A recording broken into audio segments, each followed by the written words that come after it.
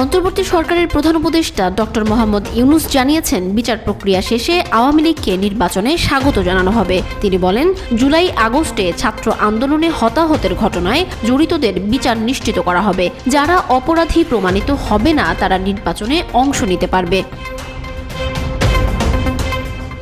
Doctor Yunus জানান, ১৫০০-এর বেশি মানুষের প্রাণহানি ও ৩,০০০-এর বেশি গুমসহ শেখ হাসিনার শাসনকালকে ফ্যাসিবাদী শাসন হিসেবে আখ্যা দিয়েছেন। তিনি শেখ হাসিনার ভারতে অবস্থান এবং সেখান থেকে অপপ্রচার চালানোর বিষয়ে উদ্বেগ প্রকাশ করেন। টাইম ম্যাগাজিনকে দেওয়া এক সাক্ষাৎকারে ডক্টর ইউনূস ৬ দফা সংস্কার প্রক্রিয়া দুর্নীতির অর্থ উদ্ধারের উদ্যোগ এবং বিদেশি বিনিয়োগ আকর্ষণের বিষয়ে আশাবাদ ব্যক্ত করেন। তিনি বলেন, বাংলাদেশ ব্যবসার জন্য উন্মুক্ত এবং পুনর্গঠন প্রক্রিয়া চলছে।